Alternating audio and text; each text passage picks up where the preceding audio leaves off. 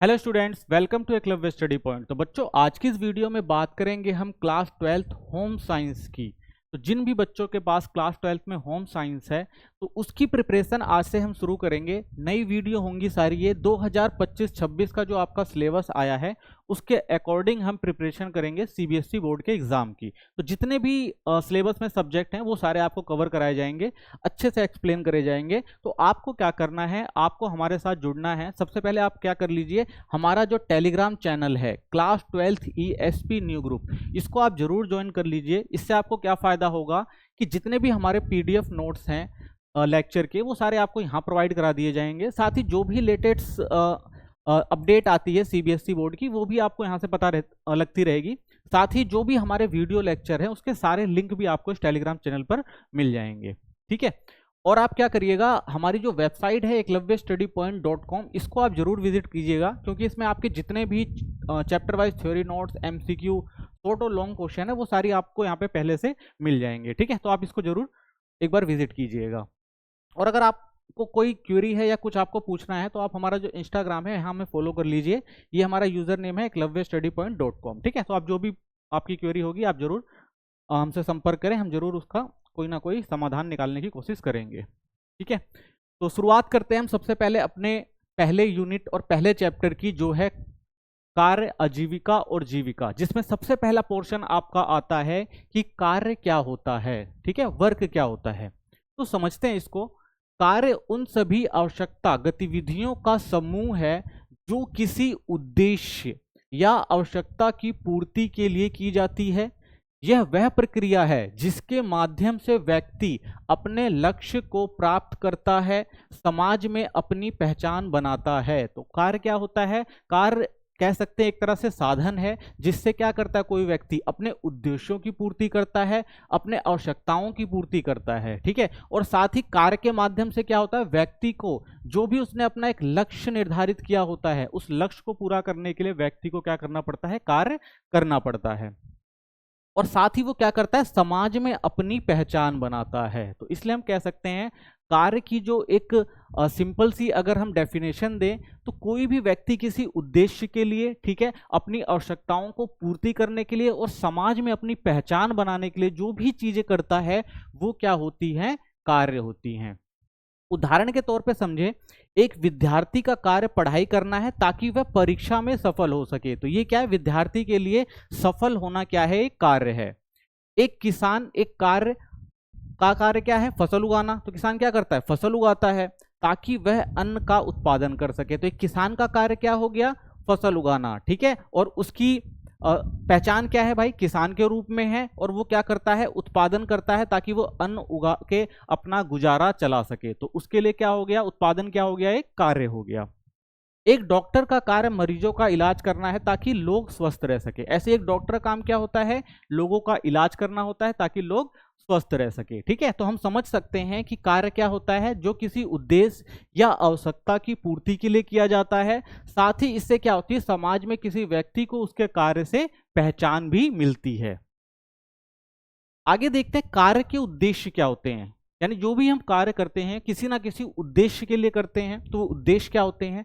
सबसे पहला उद्देश्य होता है रोजगार का साधन।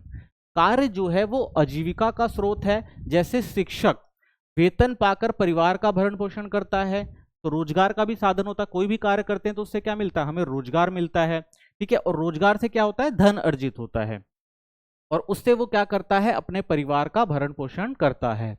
दूसरा, पहचान और स्वाभिमान।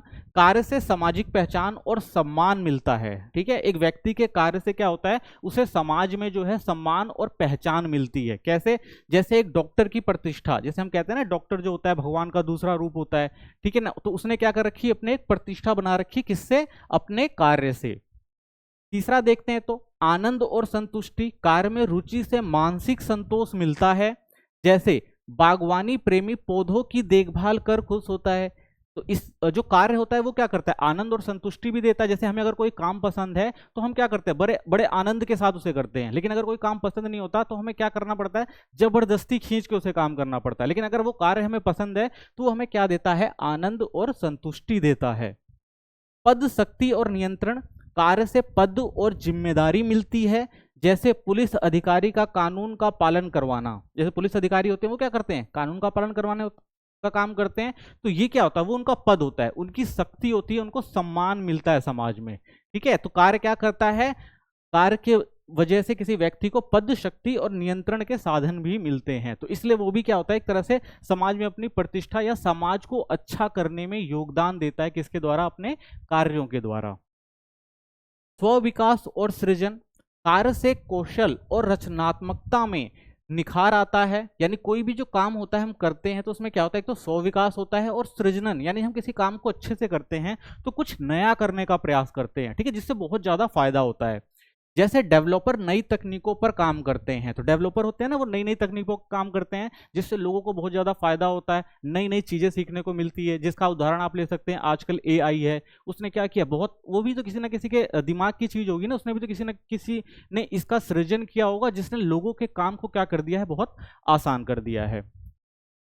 आध्यात्मिक आचरण और कर्तव्य, कार्य धर्म और कर्तव्य की पूर्ति करता है। तो कार्य क्या होता है भाई, आध्यात्मिक आचरण पर भी जोर देता है और अपने कर्तव्यों को भी अच्छे से निभाने की प्रेरणा देता है। जैसे एक धर्म को लोग क्या करते हैं भाई, अपने कर्तव्य से जोड़कर देखते हैं। लोग कहते हैं भाई ये करना आपका धर्म है, ठीक है ना, बड़ों का सम्मान करना, ठीक है, और छोटे जो बच्चे हैं उनसे प्यार करना। तो ये सब क्या होता है, कहा जाता है ना ये धर्म है, धर्म के आधार पर चलो, कोई गलत आचरण ना करो।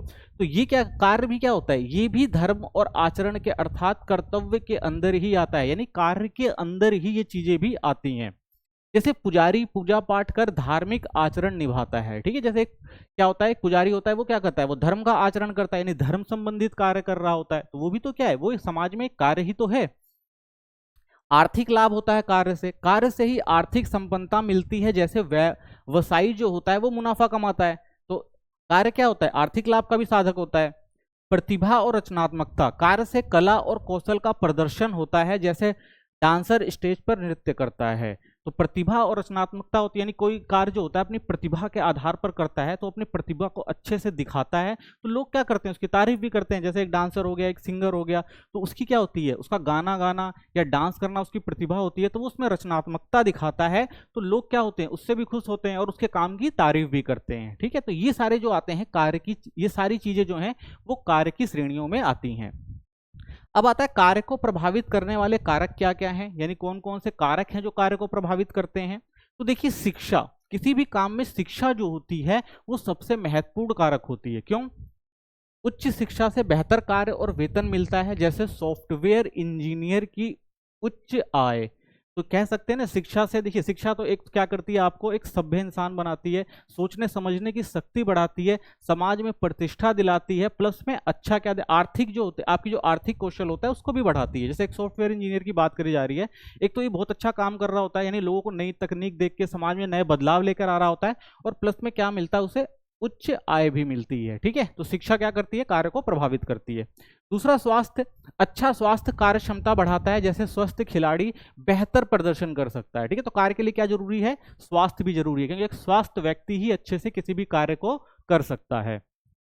नेक्स्ट, आयु या लिंग, आयु और लिंग से कार्य का प्रकार बदलता है। जैसे युवा शारीरिक कार्य में सक्षम ज्यादा होते हैं, तो आयु और लिंग का भी प्रभाव होता है। अगर जिसकी आयु नौजवान, अगर आयु का कोई व्यक्ति है वो ज्यादा अच्छे से काम कर सकता है, उसके मुकाबले बच्चा और बुजुर्ग जो है वो अच्छे से काम नहीं कर सकता। तो आयु और लिंग जो होता है वो भी थोड़ा सा इफेक्ट डालता है। यानी कई काम ऐसे होते हैं, अगर लिंग की बात करें, कि जो कहा जाता है भाई शारीरिक रूप से महिलाएं कमजोर होती हैं, तो वो काम कौन कर सकता है, पुरुष कर सकते हैं, महिलाएं नहीं कर सकती। ठीक है, अवसर की सुलभता, महानगरों में अधिक करियर अवसर, छोटे कस्बे में सीमित विकल्प है। ठीक है, तो कार्य क्या, देखो कार्य जो होते हैं, कार्य को प्रभावित करने का सबसे एक अहम कारण ये भी होता है कि जहां अवसर होते हैं वहां कार्य होते हैं।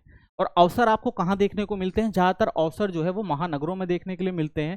तो इसलिए कार्य वगैरह भी जो होते हैं वो ज्यादातर आपको यहीं दिखता है, यहीं करियर के अवसर भी आपको दिखेंगे, क्योंकि वहां पर स्वास्थ्य, शिक्षा, रोजगार, ये सारी चीजें ज्यादा बेहतर होती हैं। तो इसलिए लोग ज्यादातर इन जगहों पर रहना ज्यादा पसंद करते हैं। तो ये भी प्रभावित करते हैं कार्य को। भौगोलिक स्थिति का भी बहुत अहम रोल होता है कार्य के लिए। जैसे क्षेत्र विशेष के आधार पर कार्य बदलता है।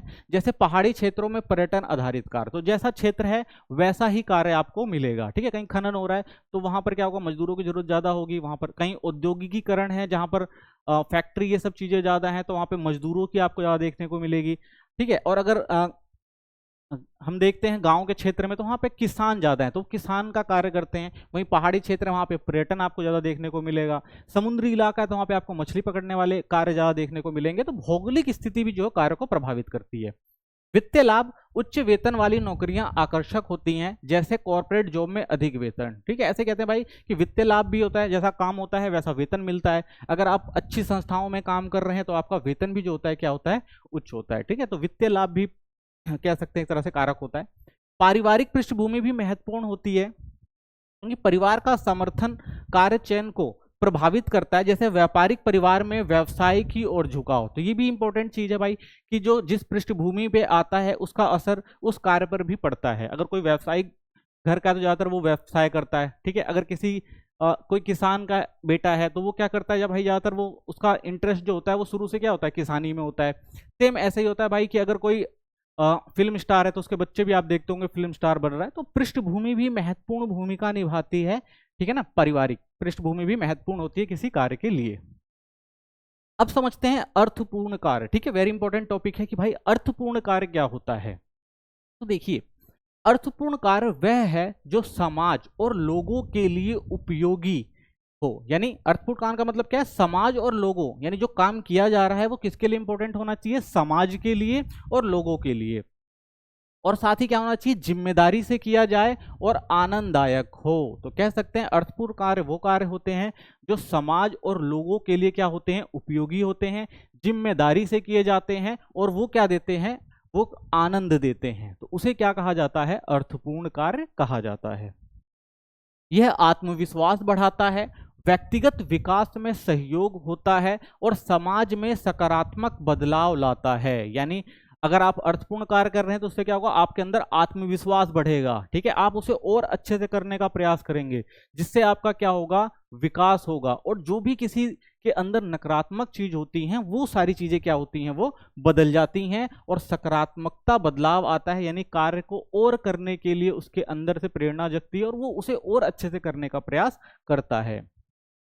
उदाहरण अगर देखें तो कह सकते हैं पर्यावरण संरक्षण, सेवा कार्य, शिक्षा का प्रसार, सामाजिक नेतृत्व, समुदाय विकास, रोजगार सृजन, ये सारे क्या हैं, ये सारे अर्थपूर्ण ही तो कार्य हैं। यानी इन कार्यों से क्या होता है, एक अर्थ निकल कर आता है, एक भलाई, एक विकास। ठीक है ना, अपने को अच्छा करना, ठीक है, लोगों के लिए काम करना। तो ये सारी चीजें क्या होती हैं, ये एक अर्थपूर्ण कार्य के अंदर आ सकते हैं। जैसे आप पर्यावरण को अगर संरक्षण कर रहे हैं तो ये भी क्या है, आप क्या कर रहे हैं, एनवायरनमेंट को अच्छा बना रहे हैं, तो ये क्या एक अर्थपूर्ण कार्य होगा। अगर आप सेवा का काम कर रहे हैं, मान लीजिए किसी गरीब की सेवा कर रहे हैं, ठीक है, तो वो भी क्या होगा, एक अर्थपूर्ण कार्य होगा। शिक्षा का प्रसार कर रहे हैं, यानी जो शिक्षित जो शिक्षा ग्रहण नहीं कर सकते, गरीब बच्चे हैं, गरीब परिवार के लोग हैं जो अपने बच्चों को नहीं पढ़ा सकते, तो उनके लिए अगर आप काम कर रहे हैं तो वो भी क्या एक अर्थपूर्ण ही कार्य होगा। अगर आप सामाजिक नेतृत्व कर रहे हैं, यानी समाज की भलाई के लिए काम कर रहे हैं कि भाई यहाँ पे चारों तरफ क्या है, कूड़ा कचरा फैला हुआ है, हमें क्या करना चाहिए, साथ मिलकर इसको साफ करके और स्वच्छ वातावरण बनाना चाहिए, तो ये भी क्या है, एक सामाजिक नेतृत्व ही तो है। तो इसका भी क्या होगा, ये एक अर्थपूर्ण कार्य में गिना जाएगा। समुदाय विकास कर सकते हैं आप, पूरे समाज के विकास के लिए बहुत सारी योजनाएं ला के काम कर सकते हैं। अगर लोगों को आप रोजगार सृजन करके दे रहे हैं तो ये भी क्या है, ये सारे अर्थपूर्ण कार्य के अंदर आते हैं। ठीक है, चलिए अब समझते हैं जो हमारा चैप्टर है कि कार्य, आजीविका और आजीविका, यानी इन तीनों में मेजर डिफरेंस क्या है जो हम पढ़ रहे हैं। तो कार्य को हमने बहुत अच्छे से समझ लिया है, कार्य क्या होता है, ठीक है ना, उसके कारक क्या होते हैं, उसका महत्व क्या होता है। अब इन दो चीजों को भी हम समझते हैं आखिर ये होती क्या चीज है ये। तो सबसे पहले कार्य तो आपने देख ही लिया है, वे गतिविधियां जिनका निश्चित परिणाम हो, जैसे नौकरी, व्यवसाय, धार्मिक और सामाजिक कार्य। तो ये सारे किसके अंदर आ जाते हैं, यानी जिसका कोई निश्चित परिणाम होता है, यानी किसी उद्देश्य के लिए किया जाता है, तो उसे हम क्या कहते हैं, कार्य कहते हैं। ठीक है, उसके बाद आता है आपकी जीविका। जीविका क्या है, तो वो साधन जिससे व्यक्ति अपनी जरूरतें पूरी करता है, यानी वो जो कर रहा है उससे उसकी क्या हो रही है, जरूरतें, यानी जो कार्य किया है उससे जो जरूरतें पूरी हुई हैं, उसे नौकरी या व्यवसाय भी कहा जा सकता है। ठीक है, तो ये भी क्या है, एक कार्य ही तो है। ठीक है, लेकिन ये किस रूप में, नौकरी और व्यवसाय के रूप में। इसका उद्देश्य क्या है, इसमें नए कौशल सीखना और क्षमता को बढ़ाना शामिल होता है। ठीक है, तो जीविका का मतलब क्या है, नौकरी या व्यवसाय कह सकते हैं। इसका क्या फायदा होता है, इसका फायदा ये होता है भाई वो नए कौशल सीखता है और अपनी क्षमता को क्या करता है, बढ़ाता है। ठीक है, तो इसे क्या कहा जाएगा, जीविका कहा जाएगा। ठीक है, अगला टर्म आता है आपका आजीविका। आजीविका क्या है? अब देखिए कार्य क्या होता है, कार्य हमने देखा, कार्य मतलब क्या है भाई, जिसका कोई निश्चित परिणाम होता है, कोई उद्देश्य होता है। तो उद्देश्य क्या है? नौकरी या व्यवसाय है, उससे क्या फायदा हो रहा है? कौशल सीखने को मिल रहा है और क्षमता बढ़ रही है। और साथ में क्या फायदा होता है इन दोनों का? आजीविका मिलती है, यानी नौकरी या व्यवसाय से कमाया गया धन जिससे अपनी और परिवार की बुनियादी जरूरतों को पूरा किया जाता है। तो आजीविका क्या है? जिससे बुनियादी जरूरतों को पूरा किया जाता है। यानी आप जो अपने घर में जो भी चीजें चाहते हैं लेकर आते हैं, उसके लिए क्या चाहिए होता है? धन चाहिए होता है। तो धन कार्य से आता है ना, तो कार्य किसके अंदर जुड़ गई? जीविका से जुड़ गई। ठीक है, और जीविका करके ही क्या मिल रही है आपको? आजीविका मिल रही है। तो ये तीनों चीजें क्या है? एक दूसरे की पूरक हमें देखने को मिलती हैं। ठीक है, तो आपको समझ में आ गया होगा इनके बीच में डिफरेंस। जीविका और आजीविका में एक बार अंतर देख लेते हैं। तो देखिए जीविका क्या था, हमने समझा। जीविका का मतलब है केवल नौकरी ही नहीं बल्कि खुद के विकास और खुशी का भी ध्यान रखना। ये नहीं कि भाई जीविका कमाने के लिए हम सिर्फ काम करे जा रहे हैं, मशीन की तरह काम करे जा रहे हैं। तो ये चीज जो होती है वो जीविका यानी करियर के लिए इंपॉर्टेंट नहीं है। आपको पता है ना, जीविका या करियर हर माँ बाप चाहता है भाई उसका बच्चा कुछ अच्छा करे। तो इसके लिए वो क्या करता है? उसको स्किल सिखाता है, कौशल सिखाता है, ताकि भविष्य में जो हो सके वो अपना जीवन अच्छे से खुशी से जी सके, उसे किसी चीज की कमी ना हो, कोई समस्या ना आए। ठीक है, इसलिए क्या कहा जाता है भाई, जीविका जीविका पे शुरू से ध्यान दिया जाता है, यानी करियर पे शुरू से ही ध्यान दिया जाता है, ताकि आने वाला समय जो हो वो काफी अच्छा हो। इसमें व्यक्ति अपने काम में आनंद लेता है। ठीक है, अगर आपका जो प्रोफेशन है आपको अच्छा लग रहा है तो आप आनंद से काम करेंगे। ठीक है, नहीं तो आपसे क्या करा जाएगा? जबरदस्ती काम करवाया जाएगा, जो अच्छा नहीं रहता है। नए कौशल सीखता है और जानकारी बढ़ाता है, जिसमें आपकी रुचि है, आपको और करने में मजा आएगा, आप नई नई चीजें उसमें सीखते जाएंगे। तो उससे क्या होगा? आपका विकास भी जो होगा वो अच्छा होगा। अपने क्षेत्र में खुद को बेहतर साबित करने की भी कोशिश करते हैं। ठीक है, यानी अगर आपको जिस चीज में आनंद आ रहा है आप क्या करेंगे? उस चीज को और अच्छे से करने का प्रयास करेंगे ना भाई, कि हम उसको और अच्छा करें ताकि इसके और अच्छे रिजल्ट आ सके और हम कोई नई चीजों को भी ला सकें जिससे और ज्यादा चीजों को बेहतर बनाया जा सके। ठीक है, जैसे हम देख लेते हैं टेक्नोलॉजी नई नई चीजें लेकर आ रही है, तो इससे क्या हो रहा है? लोगों को फायदा हो रहा है, और जो इन टेक्नोलॉजी को बनाता है उसका भी फायदा है। उसको क्या मिल रहा है? उसको धन भी मिल रहा है, प्लस में समाज में प्रतिष्ठा भी मिल रही है। तो इसलिए जो करियर होता है या जो जीविका होती है वो बहुत महत्वपूर्ण फैक्टर होता है किसी की भी जीवन में। आजीविका, आजीविका हमने देख ही लिया है। आजीविका का मतलब है वह काम, नौकरी या व्यवसाय जिससे हम पैसा कमाते हैं और अपनी जरूरतों को पूरा करते हैं, यानी जो हमारी बेसिक नीड्स हैं, ठीक है ना, रोटी कपड़ा और मकान, और जो भी चीजें हैं जो हम समाज में अच्छा करना चाहते हैं, तो इससे हमें क्या मिलता है? फायदा मिलता है आजीविका के रूप में। ठीक है, तो समझ में आ गया होगा आपको। नेक्स्ट टॉपिक देखते हैं। जीविका के चुनाव से पहले खुद से पूछे जाने वाले सवाल। तो आपको पता है भाई, आप जब अब 12th क्लास में है तो आपने भी अपने लिए सोच ही रखा होगा भाई कि हमें क्या करना चाहिए, यानी जीविका के लिए हमें अपने करियर के लिए क्या करना है। तो इसके लिए आपको क्या करना पड़ेगा? सबसे पहले अपने से खुद को कुछ सवाल पूछने पड़ेंगे भाई अपने से खुद के लिए, कि हम अपनी जीविका के लिए क्या क्या कर सकते हैं। ठीक है, तो पहला क्वेश्चन आप क्या सोच सकते हैं? जब भी करियर चुने, यानी जब भी आप जीविका चुनते हैं, तो खुद से ये सवाल जरूर पूछें। ठीक है, पहला सवाल क्या पूछना चाहिए आपको? मेरी खासियत क्या है, यानी मैं क्या कर सकता हूं, मेरी क्या खासियत है। मेरी प्रतिभाएं क्या है, विशेषताएं क्या है, और कमजोरियां क्या है, यानी मेरी प्रतिभाएं क्या है, यानी मेरे को किन चीज में इंटरेस्ट है, मैं क्या चीज लोगों से बेहतर कर सकता हूं, और क्या मेरी कमजोरियां हैं जिनको दूर करके मैं इन सब चीजों को और अच्छे से कर सकता हूं। फिर आपको क्या समझना पड़ेगा? क्या यह व्यवसाय मेरे लिए सही है? तो सबसे इंपॉर्टेंट चीज आपको यह भी सोचना पड़ेगा भाई, जो मैं काम कर रहा हूं क्या वो मेरे लिए सही है? क्या यह काम मेरे व्यक्तिगत कौशल के लिए उपयोगी होगा, यानी जो मैं सोच रहा हूं क्या वो मेरे व्यक्तिगत, यानी जो मैंने सोचा है व्यक्तिगत तौर पर, क्या मेरे कौशल यानी जो मेरी स्किल्स हैं, यानी जो करने की मेरी क्षमता है, क्या वो सही रहेगी, इस चीज के लिए उपयोगी रहेगी।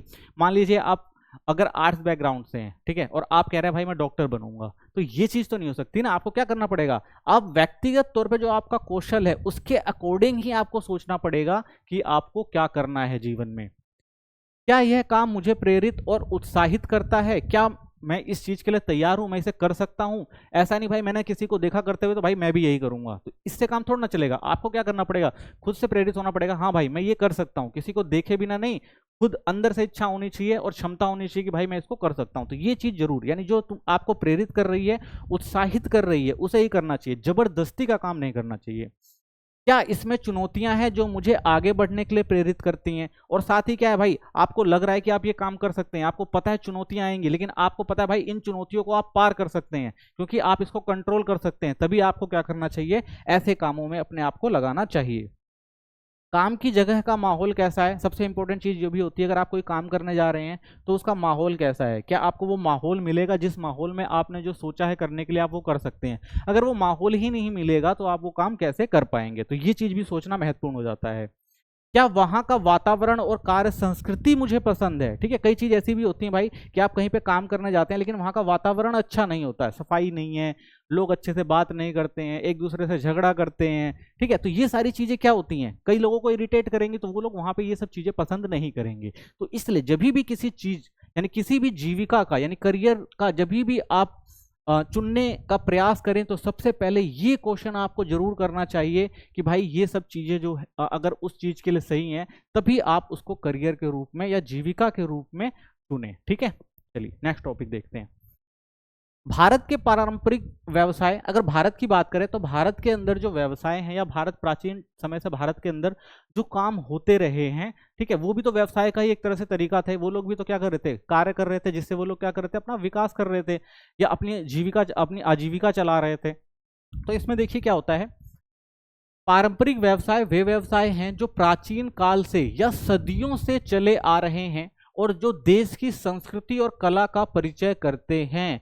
ठीक है, तो पारंपरिक कार्य क्या है, जो किसी देश की संस्कृति और कला को प्रदर्शित करते हैं। तो भारत की बात करी जाए तो भारत की जो प्राचीन संस्कृति रही है वो क्या रही है, भारत एक कृषि प्रधान हमेशा से देश रहा है। यहाँ की वास्तुकला हो गई, हस्तशिल्प हो गया, ये बहुत इंपॉर्टेंट रहा है। ठीक है, क्योंकि इसकी मांग जो हमेशा से सदियों से जो है वो बाहरी देशों की रही है और भारत ने इन सब चीज़ों का बड़े पैमाने पर निर्यात भी किया है। तो सबसे पहले अगर बात करते हैं तो भारत में जो पारंपरिक व्यवसाय के रूप में कृषि जो है वो हमेशा से रहा है, आज भी कृषि जो है वो महत्वपूर्ण है। तो भारत की 70% जनसंख्या गांवों में रहती है और कृषि पर ही निर्भर है आज भी अगर देखा जाए तो।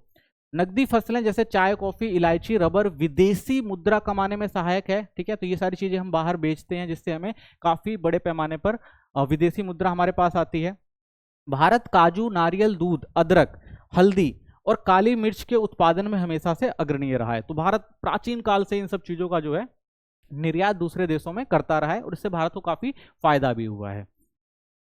अगला का टॉपिक देखते हैं तो अगले जो हमारा व्यवसाय है पारंपरिक वो है मछली पकड़ना। यानी जो भी लोग तटीय क्षेत्रों में रहते हैं, समुद्र के इलाकों के आसपास रहते हैं, तो उनका हमेशा से जो व्यवसाय रहा है वो मछली पकड़ना ही रहा है। तो लंबी तटरेखा के कारण मछली पकड़ना महत्वपूर्ण व्यवसाय है। आपको पता है कि भारत एक लंबी तटीय रेखा है, तो इसलिए भारत में बहुत सारे लोग जो हैं वो मछली पकड़ने के व्यवसाय में आज भी लगे हुए हैं। तो तटीय इलाकों के लोग आजीविका के लिए इसी पर ज्यादातर निर्भर रहते हैं। अगला देखते हैं हस्तशिल्प। हस्तशिल्प की जो मांग है वो भारत में और भारत के बाहर हमेशा से रही है। ठीक है, वो तो बाद में कुछ ऐसी नीतियां हैं जिसकी वजह से इनका पतन हो गया, लेकिन काफी बड़े पैमाने पर अंतर्राष्ट्रीय बाजार में भारत के हस्तशिल्प की मांग रही है। तो अंतर्राष्ट्रीय बाजार में भारत के हस्तशिल्प और कलाएं बहुत लोकप्रिय हैं। उड़ीसा का जो है सोलह शिल्प, कर्नाटक का चंदन की मूर्तियां और महाराष्ट्र की वर्ली चित्रकला, राजस्थान की कठपुतली शिल्प, केरल की नारियल शिल्प और आसाम की बांस शिल्प। ठीक है, तो ये महत्वपूर्ण प्रमुख हस्तशिल्प हैं जिनकी मांग आज भी देखने को मिलती है अंतर्राष्ट्रीय बाजारों में। बुनाई और काश्तकारी उद्योग, ठीक है, बुनाई का काम भी हमारे यहाँ सदियों से चलता आया है, बहुत मांग रही है इनकी। भारत में बुनाई एक महत्वपूर्ण कुटीर उद्योग है। हर राज्य की अपनी विशेष बुनाई और कढ़ाई शैली होती है, वहाँ की जलवायु और जीवन शैली के अनुसार होती है। ठीक है, तो जहाँ पे जैसी जलवायु है उसके हिसाब से हमारे यहाँ बुनाई देखने को मिलती है। तो हर राज्य की अपनी विशेषताएं हैं। इन कारीगरियों में विशिष्ट वस्त्र, परंपरागत परिधान बनाए जाते हैं, तो बहुत अच्छे से डिजाइन किया जाता है, कपड़े वगैरह पर भी बुनाई करी जाती है जो देखने में काफी अच्छी लगती है। तो विदेशों तक इनकी मांग देखने को मिलती है। भारतीय पाक प्रणाली, ये भी बहुत इंपॉर्टेंट फैक्टर रहा है भारत के अंदर। जो भारत की पाक प्रणाली है वो बहुत महत्वपूर्ण रही है हमेशा से। भारतीय पाक प्रणाली एक विशाल और विविधपूर्ण व्यावसायिक क्षेत्र है जिसमें सड़क पर भोजन बेचने से लेकर 5 सितारा होटल तक का समावेश है। यानी अगर हम भारत के अंदर देखें तो भारत की पाक प्रणाली की बहुत सारी विशेषताएं हैं।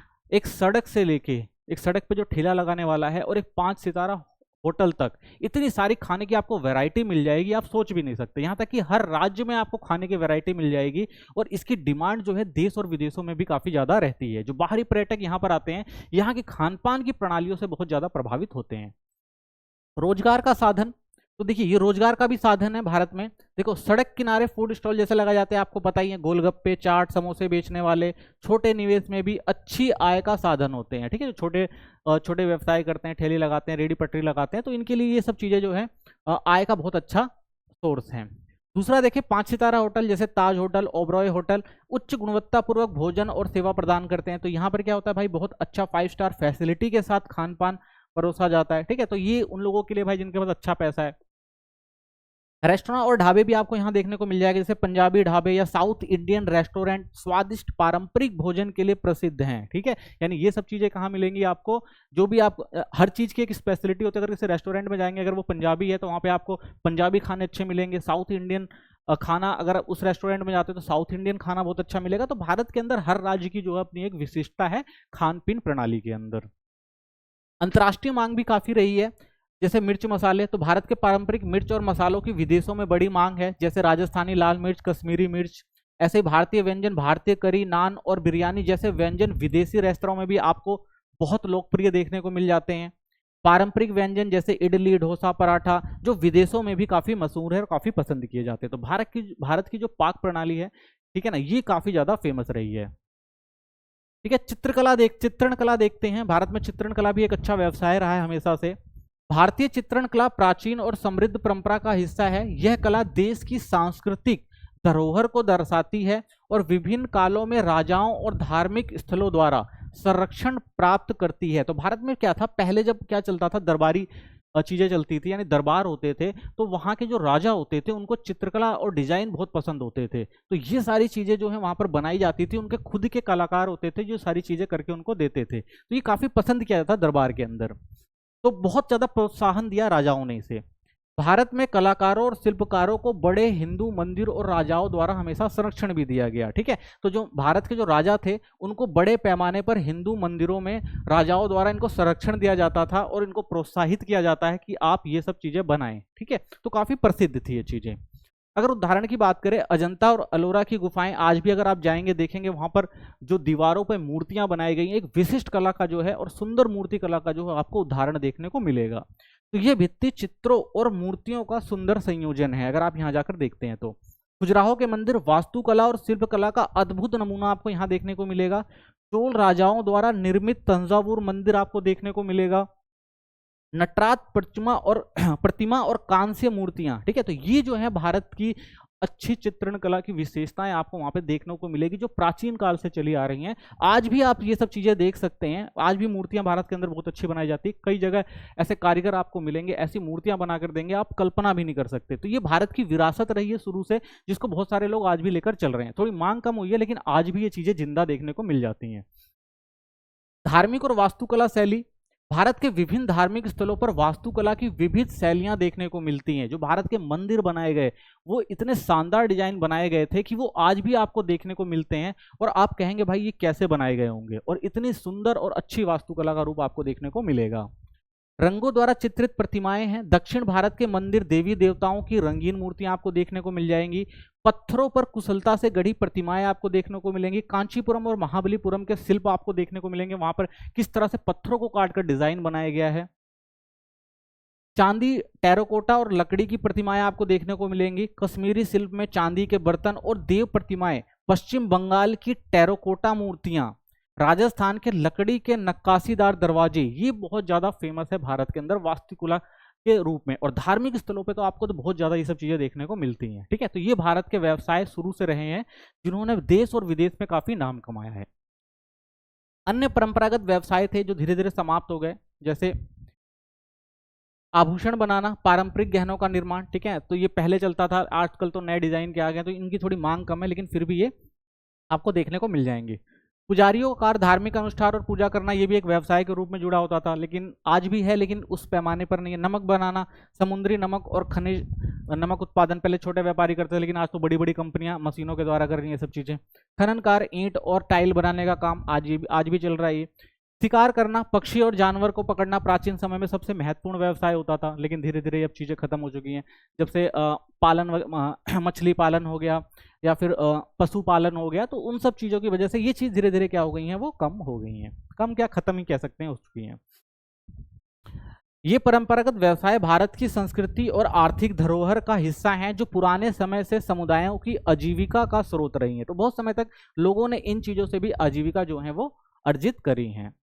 ठीक है, चलिए अब परंपरागत व्यवसायों के लुप्त होने के क्या कारण है। जैसे हमने इतने सारे देखे भाई, हमारे जो थे, चाहे वास्तुकला हो, हस्तशिल्प हो, कृषि भी धीरे धीरे कमजोर होती दिखाई दे रही है। ठीक है, तो इनके लुप्त होने के प्रमुख कारण क्या रहे हैं। तो देखिए, भारतीय समाज में परंपरागत व्यवसायों का एक महत्वपूर्ण स्थान रहा है, लेकिन आधुनिकता, यानी जब से आधुनिकता आई, औद्योगिकरण आया और सामाजिक बदलाव के कारण ये व्यवसाय धीरे धीरे विलुप्त हो गए। आइए इन कारणों को विस्तार से समझते हैं। ठीक है, तो पहला कारण क्या था, निष्क्रियता। निष्क्रियता मतलब परंपरागत जो भी व्यवसाय की सुरक्षा के लिए उचित नीतियां और योजनाएं नहीं बनाई गई कि भाई इनको जिंदा रखा जाए, इनके लिए कुछ काम किया जाए। ये खत्म होते चले गए, किसी ने संरक्षण नहीं दिया और धीरे धीरे क्या हो गए, ये समाप्त हो गए। आर्थिक पिछड़ापन, आर्थिक तंगी और वित्तीय सहायता के अभाव में परंपरागत व्यवसाय स्थिर नहीं रह सके। आर्थिक तंगी मतलब यह है भाई कि जो सामान बनता था इसमें टाइम लगता था, पैसे खर्च होते थे। ठीक है, और थोड़ा ज्यादा कॉस्टली होता था, थोड़ा हैवी होता था। नई टेक्नोलॉजी के साथ नए सामान बनने लग गए, तो लोगों ने क्या किया, इन सब चीजों से अपना हाथ पीछे छोड़ लिया, हटा लिया। लोगों ने खरीदना कम कर दिया। और राजाओं ने जिसको संरक्षण दे रखा था, जब राजशाही व्यवस्था खत्म हुई, मॉडर्न जमाना आया, जब ब्रिटिश आए, तो ब्रिटिशर्सों ने क्या किया, इनके पतन की शुरुआत कर दी। यानी इन्होंने धीरे धीरे इन व्यवसायों को क्या करा, साइड कर दिया और अपने सामानों को बेचने लग गए, जिसकी वजह से इनके पास आर्थिक पिछड़ापन आया और इन्होंने धीरे धीरे ये काम क्या कर दिए, बंद कर दिए। अपर्याप्त वित्तीय और विपणन संस्थाएं, व्यवसायों को वित्तीय मदद और बाजार में अपनी पहचान के लिए आवश्यक सहायता का ना मिलना। ठीक है, तो इनको सहायता नहीं मिली कि भाई इनको बाजार नहीं मिले, खरीदार नहीं मिले, तो धीरे धीरे क्या हो गई, ये चीजें समाप्त हो गई। वन आधारित संसाधनों की कमी, वन उत्पादनों पर निर्भर व्यवसाय संसाधनों की कमी से प्रभावित हुए। तो बहुत सारे ऐसे काम होते थे जो वनों पर आधारित थे, लेकिन धीरे धीरे क्या हुए, वनों की कमी, जमीन की कमी के साथ साथ वनों की कटाई शुरू हुई। और वनों की कटाई, औद्योगिकरण के कारण भी वनों की कटाई शुरू हुई, जिससे जो लकड़ियां होती थी और भी जो महत्वपूर्ण संसाधन जो जंगलों में पाए जाते थे वो समाप्त हो गए। इसलिए भी ये व्यवसाय जो है वो ज्यादा दिन तक टिक नहीं पाए। भूमि सुधार में धीमी प्रगति, कारीगरों को परंपरागत भूमि से वंचित होना पड़ा। ठीक है, जैसा बताया गया कि भाई उनको अपनी जमीनों से हटा दिया गया, तो जो प्राकृतिक संसाधन थे उनका दोहन कर लिया गया, तो वो लोग इन सब चीजों को आगे नहीं बढ़ा पाए। पर्यावरणीय निम्नीकरण, कच्चे माल की उपलब्धता में कमी आई। ठीक है, तो पर्यावरण जब ह्रास होता है तो जो प्राकृतिक संसाधन होते हैं वो भी क्या होते हैं, धीरे धीरे समाप्त हो जाते हैं। तो जब वो कच्चा माल ही नहीं रहेगा तो सामान कैसे बनेंगे। ललित कलाओं में रुचि की कमी, सस्ती और आधुनिक वस्तुओं के प्रति झुकाव। तो ये जो चीजें थी मैंने बताया कॉस्टली होती थी, तो और आजकल आर्टिफिशियल चीज आ गई हैं जो सस्ती होती हैं, तो लोगों का रुझान उसकी तरफ ज्यादा रहा, जिससे धीरे धीरे इन कलाओं को जब प्रोत्साहन नहीं मिला तो ये कलाएं भी धीरे धीरे क्या हो गई, समाप्त हो गई।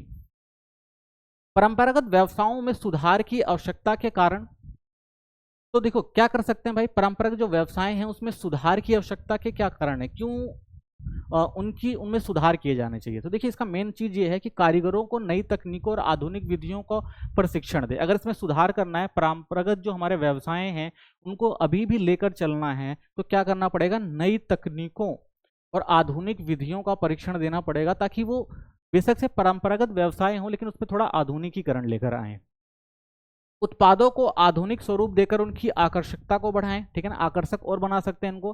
पर्यावरण अनुकूल कच्चे माल का प्रयोग करेंगे, भाई जो कच्चा माल मिल रहा है उसके अनुरूप ही सामान को बनाया जाए। बेशक से जो उनकी परंपरागत व्यवसाय है उसके आधार पर ही, उनकी कलाओं के आधार पर बनाया जाए, लेकिन नए अगर वो सामान नहीं मिल रहा जिससे वो बनता था तो कोई नई चीजें लाकर और उनको बनाया जाए। सरकार और सामाजिक संगठनों द्वारा प्रोत्साहन नीतियां बनाना कि भाई समाज और सामाजिक जो संगठन है वो और सरकार इनको क्या करे, थोड़ा प्रोत्साहन दे, ताकि ये सारी चीजें हमारी जो है वो बचाई जा सकें। तो परंपरागत व्यवसाय में सुधार के तरीके, तो कैसे सुधार किए जा सकते हैं देखा हमने। तकनीकी प्रशिक्षण दे सकते हैं उन्हें, कारीगरों को आधुनिक तकनीक और विधियों से प्रशिक्षित कर दें। आधुनिक स्वरूप, उत्पादकों को आधुनिक और आकर्षक बनाकर उनकी बाजार मांग को बढ़ा दें। पर्यावरण अनुकूल कच्चा माल, ऐसे कच्चे माल का उपयोग करें जो पर्यावरण को नुकसान ना पहुंचाए। सरकारी प्रोत्साहन, सरकार और संगठनों द्वारा संरक्षण और प्रोत्साहन नीतियां बनाना जिसके द्वारा क्या हो सके, इनको बचाया जा सके। ब्रांडिंग और पैकेजिंग, उत्पादकों को आकर्षक और टिकाऊ पैकेजिंग में प्रस्तुत करें, ठीक है, यानी कि उनकी एक ब्रांड वैल्यू बनाई जाए, उनकी अच्छे से पैकेजिंग करी जाए ताकि उनको लोगों के सामने जब प्रेजेंट किया जाए तो उनको वो आकर्षक लगे। ज्ञान और कारीगरी का संरक्षण, पारंपरिक ज्ञान का संरक्षण का दुरुपयोग से बचाया जाए कि भाई जो पारंपरिक ज्ञान है उनको सही जगह पर लगाया जाए ताकि उससे उनको ज़्यादा फायदा हो सके। डिजिटलीकरण करना चाहिए, पारंपरिक दस्तावेजों और कला का डिजिटलीकरण करना चाहिए, ठीक है ना। तो डिजिटलीकरण क्या होगा, ये क्या होंगी, अगर आपकी सुरक्षित रहेंगी, यानी इन दस्तावेजों को हमें क्या करना चाहिए, डिजिटलाइज कर देना चाहिए, ठीक है ना। तो इससे क्या होगा कि भाई ये संरक्षित रहेंगी, ये विलुप्त नहीं हो जाएंगी, क्योंकि क्या होता है, ये सारी चीजें जो होती थी, कलाएं होती थी, वो किस पे लिखी जाती थी, ताम्रपत्रों पर लिख दी जाती थी, ठीक है। और और क्या कह सकते हैं, ये कागजों वगैरह पे लिखी गई थी। तो धीरे धीरे क्या होगी, ये समाप्त हो जाएंगे। अगर इसका डिजिटलाइकरण कर दिया जाएगा, यानी इसको नेट पर डाल दिया जाएगा, ठीक है, लोगों को इसका ज्ञान दिया जाएगा, तो इसे संरक्षित किया जा सकता है और ज़्यादा व्यापक बनाया जा सकता है और लोगों को तक पहुँचाया जा सकता है इसे, ठीक है ना। तो डिजिटलीकरण करना भी एक इंपॉर्टेंट चीज़ है जिससे इनको बचाया जा सकता है। कार्य, आयु और जेंडर, ठीक है। नेक्स्ट टॉपिक देखते हैं हम अपना।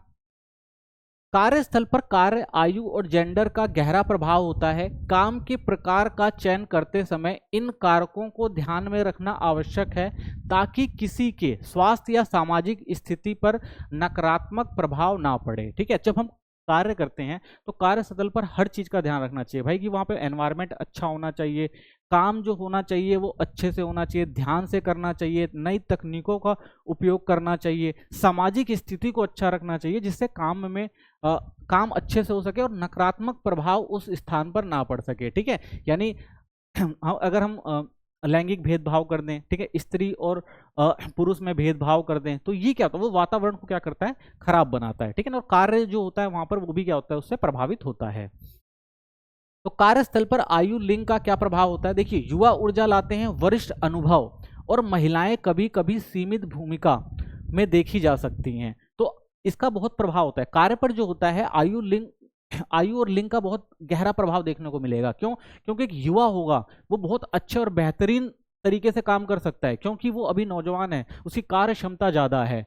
लेकिन वहीं अगर उसको अनुभव मिल जाए किसी एक वरिष्ठ का, तो वरिष्ठ क्या करेगा, वो अपने अनुभव के हिसाब से बताएगा ना उसे कैसे काम करना है, तो काम क्या होगा, जल्दी के साथ साथ जो होगा वो अच्छा काम होगा, ठीक है। साथ में बहुत सारी ऐसी चीजें जो होती हैं जो सिर्फ महिलाएं बहुत अच्छे से कर सकती हैं, तो इससे क्या होगा कि वो जो काम होगा और अच्छे से निखर कर आएगा। तो इसीलिए किसी भी कार्यस्थल पर आयु और लिंग का प्रभाव जो होना चाहिए वो भेदभावपूर्ण नहीं होना चाहिए, सबके संयोजन से मिलकर वो काम करना चाहिए, तो क्या होगा, वो ज्यादा प्रभावी होगा। समाज और दृष्टिकोण पर प्रभाव, युवाओं को गतिशील माना जाता है, वरिष्ठों को मार्गदर्शक और महिलाओं को घरेलू भूमिका में सीमित समझा जाता है। तो समाज का दृष्टिकोण है, आपको पता है शुरू से ही जो है अच्छा नहीं रहा है। लोग क्या समझते हैं भाई, युवा जो है वो ज्यादा गतिशील हैं, ठीक है, और वरिष्ठ जो है वो मार्गदर्शक होते हैं, उनका काम क्या होता है भाई, वो सिर्फ मार्गदर्शन करे, यानी क्या अच्छा है क्या बुरा है वो उसका मार्गदर्शन करते हैं। और महिलाओं को तो घर तक सीमित कर दिया गया भाई कि वो क्या करें, सिर्फ घरेलू भूमिका निभाएं। तो ये हमें थोड़ा सा एक भेदभाव देखने को मिला। स्वास्थ्य का प्रभाव भी पड़ता है, बच्चे, वृद्धों और गर्भवती महिलाओं को भारी श्रम कार्य देने स्वास्थ्य के लिए जोखिमपूर्ण हो सकता है। तो एक कार्यस्थल पर हमेशा बच्चों को, वृद्धों को और गर्भवती महिलाओं को वो काम नहीं करवाना चाहिए जिससे उनके स्वास्थ्य पर प्रभाव पड़े, ठीक है। तो कार्य स्थल पर इन सब चीजों का ध्यान बहुत देना जरूरी है, ठीक है ना। स्वास्थ्य पर जो है ध्यान देना बहुत ज्यादा जरूरी होता है। कार्य के संबंध में जेंडर मुद्दे, अब समझते हैं जो कार्य होता है उसके अंदर आपको जेंडर से संबंधित बहुत सारी चीजें देखने को मिलती हैं। लिंग का वर्गीकरण और पहचान, तो देखिए, मानव जाति का मुख्यतः पुरुष और महिलाओं के बीच में बांटा गया, ये आपको पता है भाई, कि फिजिकली कहा जाता है भाई कि दो लोग हैं, एक पुरुष है और महिला है, ठीक है, ये हमेशा से रहा है और इनके बीच में कुछ समस्याएं भी रही हैं, ठीक है। कैसे? हाँ, तो ये हो गया, तो हमेशा से कहा गया भाई दो जेंडर हैं, एक पुरुष और महिला है। हालांकि अब भारत के सुप्रीम कोर्ट ने ट्रांसजेंडर को तीसरे लिंग के रूप में मान्यता दी गई है। तो आजकल जो ट्रांसजेंडर है उनको थर्ड लिंग के रूप में भी जाना जाता है, लेकिन आज भी देखा जाए तो ज्यादातर आपको ये दो हैं देखने को मिलते हैं।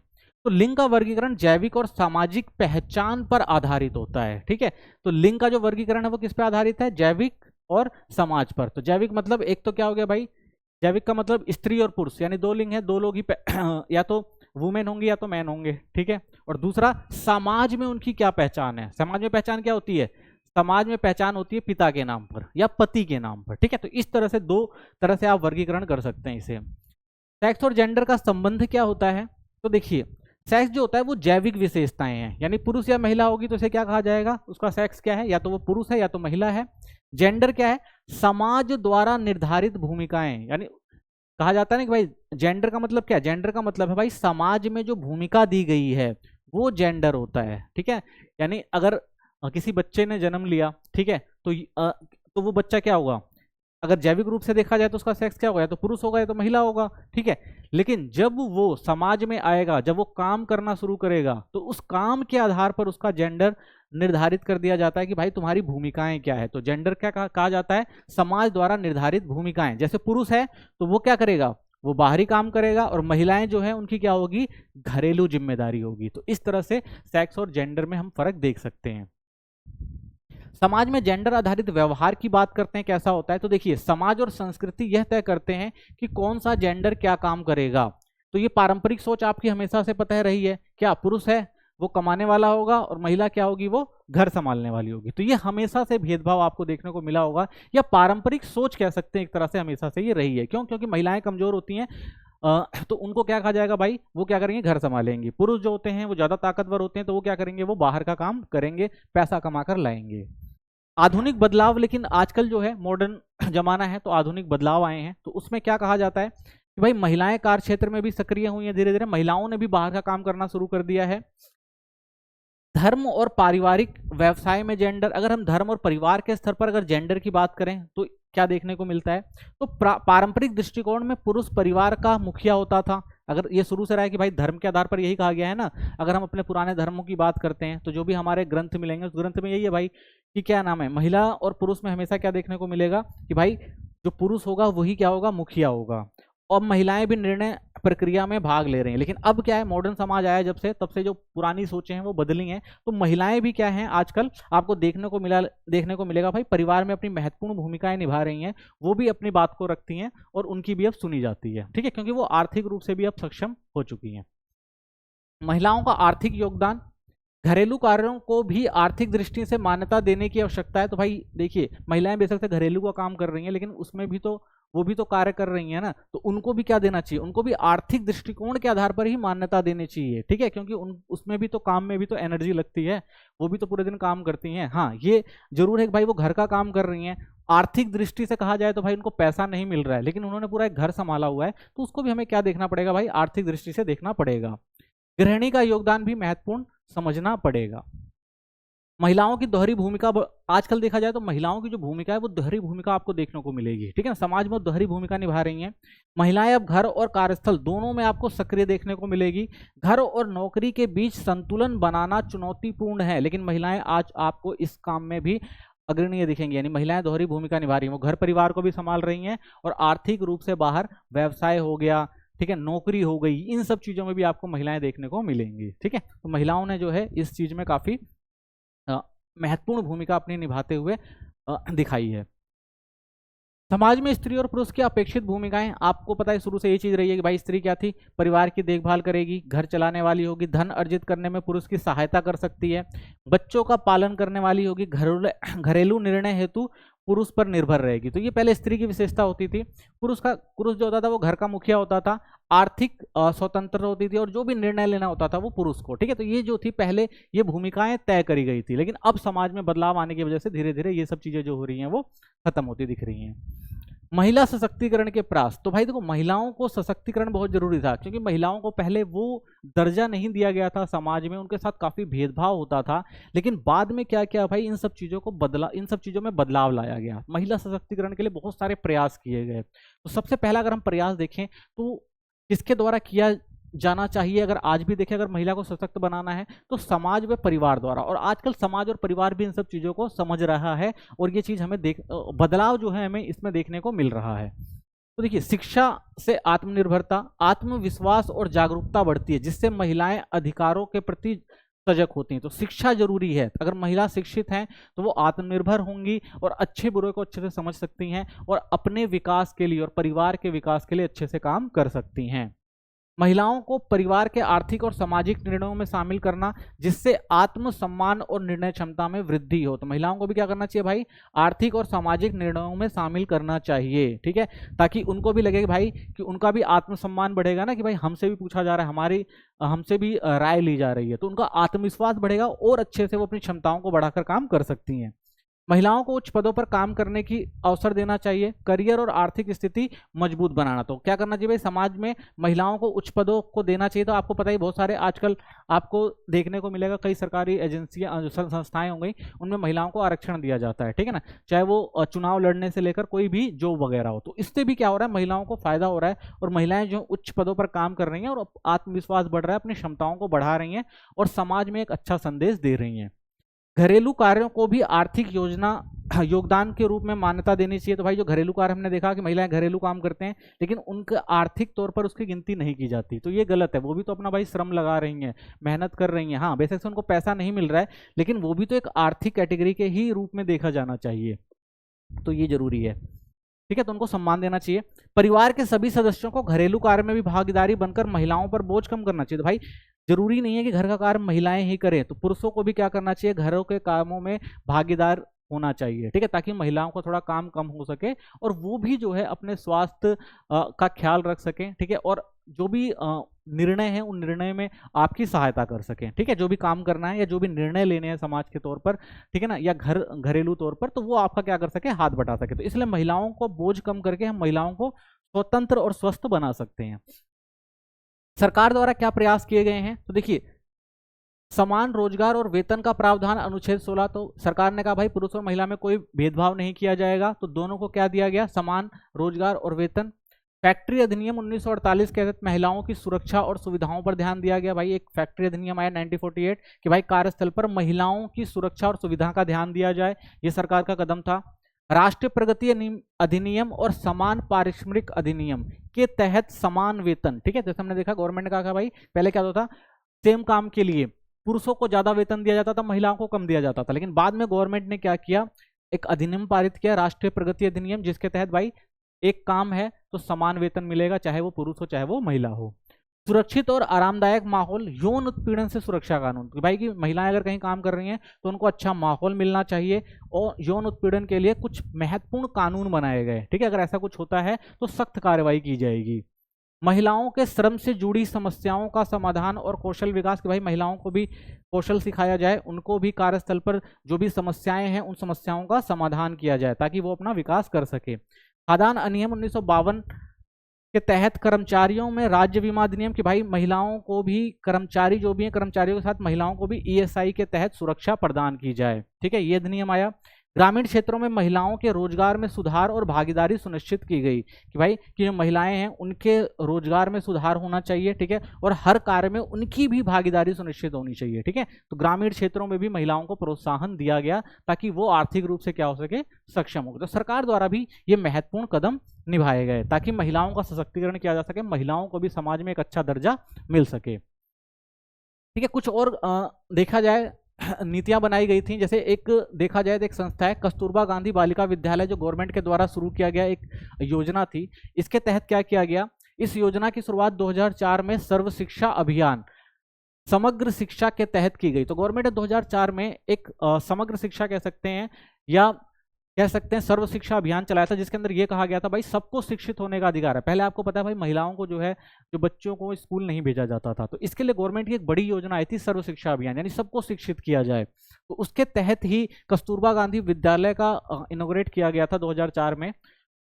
और इसमें योजना लाई गई थी। इस योजना के तहत, यह योजना भारत सरकार शिक्षा अधिनियम कानून आरटीई को लागू करने में मदद करती है। तो इससे ये पता लगता है भाई कि शिक्षा का अधिकार जो होना चाहिए, यानी एक शिक्षा का अधिकार जो गवर्नमेंट ने लागू किया था भाई कि सबको शिक्षा देनी चाहिए, तो ये योजना जो है उसके लिए काफ़ी महत्वपूर्ण हो जाती है। तो कस्तूरबा गांधी जो विद्यालय था, इसमें नामांकित सभी लड़कियों को प्रवेश स्तर, यानी जब वो प्रवेश स्तर यानी जब वो नर्सरी में आती हैं के लिए विशेष पाठ्यक्रम ब्रिज कोर्स कराया जाता था, कि भाई अगर इस लड़कियां जो है इसके अंदर प्रवेश करती हैं तो उनको क्या कराया जाएगा, एक पाठ्यक्रम तय किया जाएगा जिससे उनको क्या हो सके, काफी फायदा हो, उसे ब्रिज कोर्स कहा जाता था, ठीक है। तो कस्तूरबा गांधी जो विद्यालय था, इसमें प्रवेश की शुरुआत कक्षा 6 से होती है और अब इस योजना को कक्षा 12 तक बढ़ा दिया गया। ठीक है, तो इसमें क्या किया गया, सबसे पहले शुरुआत में ब्रिज कोर्स करवाया जाता था। ठीक है ना, तो ये ब्रिज कोर्स जिससे उनको काफी फायदा हुआ प्रवेश स्तर पर, और उसके बाद फिर कक्षा 6 से 8वीं तक 6 से 12वीं तक, ठीक है, इनको मुफ्त शिक्षा और बहुत सारी ऐसी योजनाएं इनके लिए लाई गई जिससे इनका क्या क्या हो सके, ये अच्छे से शिक्षित हो सके और अपने लिए खुद एक मुकाम बना सके। ठीक है, तो काफी अच्छी पहल थी ये। ठीक है, इसके लाभार्थी कौन थे, अनुसूचित जाति, जनजाति, पिछड़ा वर्ग और अल्पसंख्यक वर्ग की बालिकाएं। ठीक है, तो जो सामाजिक तौर पर पछड़े हुए लोग थे, चाहे वो अनुसूचित हो गए, जनजाति हो गए, पिछड़ा वर्ग हो गया, तो उनके लिए ये जो थी महत्वपूर्ण जो थी ये योजना लाई गई थी। गरीबी रेखा से नीचे जीवन यापन करने वाली परिवारों की बालिकाएं जो शिक्षा से वंचित थी, उन सबको इससे लाभान्वित किया गया। उद्देश्य क्या था, उद्देश्य विषम परिस्थितियों में जीवन यापन करने वाली लड़कियों के लिए सुरक्षित शिक्षा माहौल दिया जाए, क्योंकि भाई गरीब परिवार जो होता था, जो पिछड़ी जाति और जनजाति के लोग थे, उनकी आर्थिक स्थिति इतनी अच्छी नहीं थी कि वो अपने बच्चों को पढ़ा सकें, तो इसलिए सरकार ने ये पहल करी कि भाई कि आपकी लड़कियों को जो है इस योजना के तहत शिक्षित किया जाएगा, एक अच्छा माहौल बनाया गया। बीपीएल परिवार की लड़कियों को प्राथमिक शिक्षा उपलब्ध कराना है। ठीक है, यानी जो बिलो पॉवर्टी लाइन, जो गरीब बच्चे गरीब घर की जो लड़कियां थी, उनको प्राथमिक शिक्षा उपलब्ध करवाना था। बालिका शिक्षा दर में वृद्धि कराना था, क्योंकि भाई पहले क्या था कि महिलाओं का जो शिक्षित दर था वो काफी कम था, लिटरेसी रेट काफी कम था, तो उसको बढ़ावा देना था। आरटीई को सफलतापूर्वक लागू करना था। ठीक है, राइट टू एजुकेशन जो था, यानी सबको एजुकेशन का अधिकार जो है वो सफल बनाने के लिए ये योजना लाई गई थी। ठीक है, ऐसी एक योजना थी बेटी बचाओ बेटी पढ़ाओ योजना। इसके अंतर्गत 22 जनवरी 2015 को प्रधानमंत्री नरेंद्र मोदी द्वारा हरियाणा पानीपत से इसकी शुरुआत की गई थी। 3 मंत्रालयों के सहयोग से इसे कार्यान्वित किया गया। पहला जो था महिला एवं बाल विकास विद्यालय, और स्वास्थ्य मंत्रालय, और पारिवारिक कल्याण मंत्रालय, और मानव संसाधन विकास मंत्रालय। ठीक है, तो इन 3 मंत्रालयों ने क्या किया, बेटी बचाओ बेटी पढ़ाओ के अंतर्गत लाया गया कि भाई आपको क्या करना है कि देश के अंदर जो भी बच्चियां हैं उनको पढ़ने के लिए प्रोत्साहित करना है। ठीक है, तो ये बहुत अच्छी एक पहल थी। उद्देश्य क्या था, लिंग अनुपात में सुधार करना, कन्या भ्रूण हत्या पर रोक लगवाना। ठीक है, शिक्षा में सुधार करना, बालिकाओं की शिक्षा को सुगम बनाना, सुरक्षा और सशक्तिकरण, यानी बालिकाओं को अधिकारों की रक्षा और सशक्तिकरण करना, यह उद्देश्य था। समाज में जागरूकता, लिंग भेदभाव और कन्या हत्या के खिलाफ जन जागरूकता को बढ़ाना। ठीक है, तो ये काम था। बालिकाओं की भागीदारी, जीवन के हर क्षेत्र में बेटियों की सक्रिय भूमिका को सुनिश्चित करना था। ठीक है, तो ये कुछ उद्देश्य थे बेटी बचाओ बेटी पढ़ाओ के। ठीक है, यानी क्या करना भाई, लिंग अनुपात में सुधार करना, यानी महिलाओं को शिक्षित करना, शिक्षा में सुधार करना ताकि महिलाएं भी शिक्षित हो सकें, सुरक्षा और सशक्तिकरण, यानी महिलाओं को सुरक्षा मिल सके, सशक्तिकरण हो सके ताकि वो खुद अपना विकास कर सके।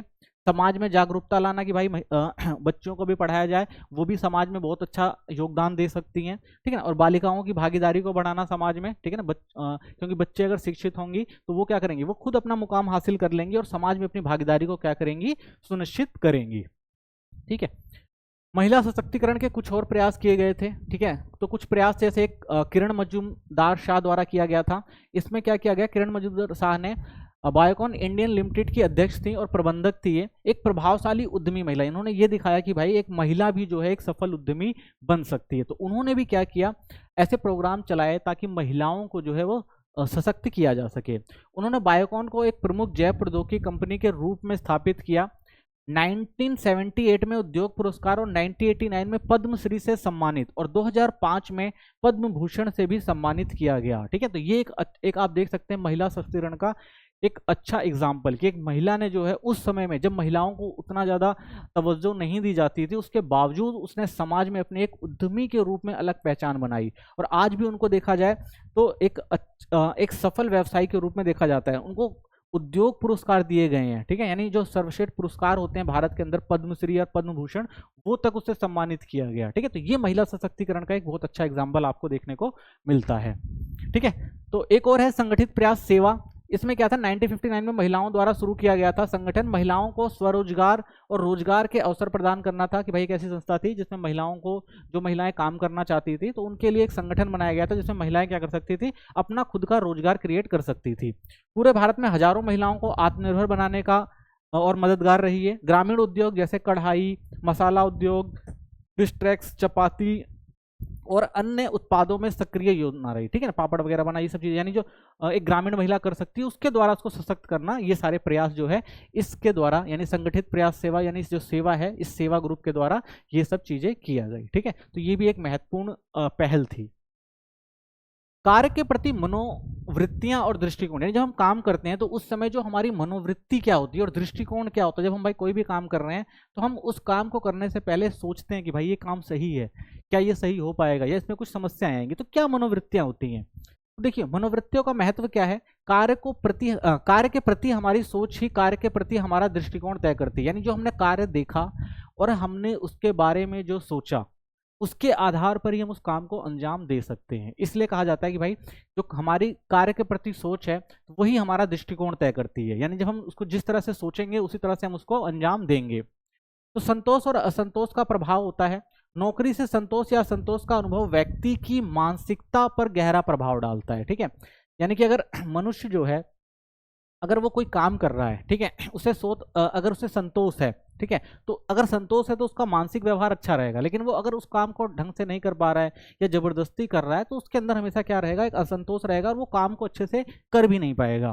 कार्य का दृष्टिकोण, जब व्यक्ति कार्य नौकरी को सीखने और विकास के अवसर के रूप में देखता है तो संतोष बढ़ता है। अगर मनुष्य को लग रहा है भाई मैं ये काम कर रहा हूँ, मुझे अच्छा लग रहा है, इससे मेरा विकास होगा, इससे मेरा भविष्य सुधरेगा, तो वो एक पॉजिटिव वे में काम करता है और उससे क्या होता है, संतोष रहता है और उसकी मनोवृत्ति भी क्या होती है, वो बिल्कुल शांत रहती है, वो अच्छे से कर पाता है उसको। जीवन गुणवत्ता का प्रभाव पड़ता है, यानी कार्य के प्रति दृष्टिकोण जीवन की गुणवत्ता और संतोष को प्रभावित करता है। तो अगर अच्छे से काम कर रहा है तो उसके जीने की जो गुणवत्ता है वो क्या होगी, वो बढ़ जाएगी। सकारात्मक दृष्टिकोण का प्रभाव क्या होता है, देखिए सकारात्मक अगर सोच है तो कार्य में संतोष होगा और जीवन की गुणवत्ता में हमेशा क्या होता रहेगा, सुधार होता रहेगा, ठीक है। इसलिए कहते हैं भाई सकारात्मक सोच क्या करती है, हमेशा गुणवत्ता में सुधार करती है। और नकारात्मक अगर दृष्टिकोण है तो नकारात्मक सोच क्या करेगी, असंतोष, जीवन की गुणवत्ता में क्या लाएगी, गिरावट लाएगी, यानी वो अच्छे से काम नहीं कर पाएगा। वहीं अगर उसका जो कार्य कर रहा है उसमें संतोष है तो उसकी गुणवत्ता जो हमेशा बढ़ती रहेगी, वो अपना विकास हमेशा हासिल करता रहेगा।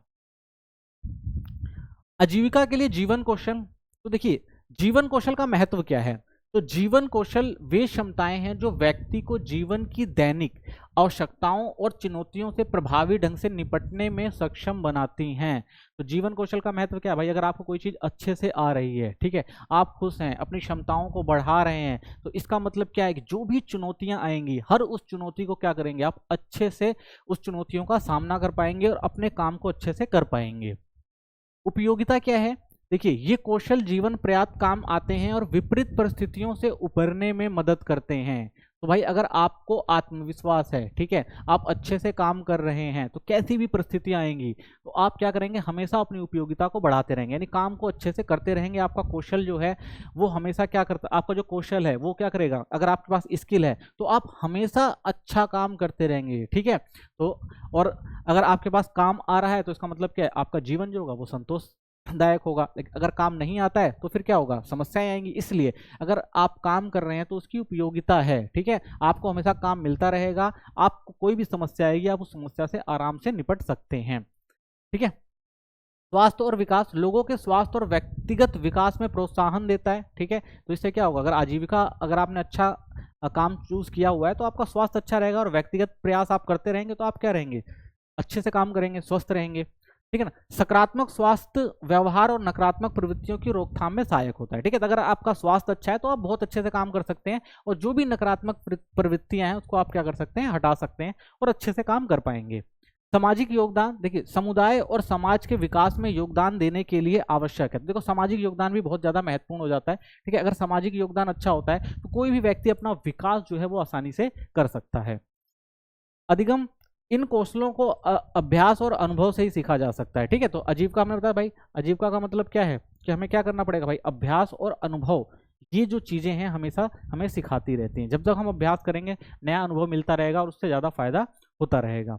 व्यवहारिक प्रभाव, ज्ञान, अभिप्रेरण और मूल्यों का संयोजन जीवन कौशल को सशक्त बनाता है, ठीक है। अगर आपका ज्ञान बढ़ रहा है, ठीक है, आप अच्छे से काम कर पा रहे हैं, अपने मूल्यों का अच्छे से आपने संयोजन कर रखा है, तो आपका जीवन कौशल जो होगा वो हमेशा सशक्त रहेगा, आप हमेशा अपना विकास करते रहेंगे। विशेषज्ञों द्वारा पहचान पहचाने गए 10 जीवन कौशल, ठीक है। तो 10 जीवन कौशल देते हैं जिससे आप अपनी स्किल को जो है वो बढ़ा सकते हैं। सबसे पहले स्व जागरूकता, अपनी क्षमताओं और कमजोरियों को पहचानना। आपको काम करने से पहले स्व जागरूक होना जरूरी है। आप किसी भी काम को कर रहे हैं तो सबसे पहले आपको क्या होना चाहिए, अपनी क्षमताओं को और अपनी कमजोरियों को पहचानना बहुत जरूरी है। संप्रेषण, प्रभावी ढंग से विचारों और भावनाओं को व्यक्त करना, यानी जो भी आप प्रस्तुत कर रहे हैं उसको अच्छे से व्यक्त करना आना चाहिए। निर्णय लेना जरूरी है, कोई भी काम करने से पहले सोच समझकर और तर्कसंगत निर्णय लेना चाहिए।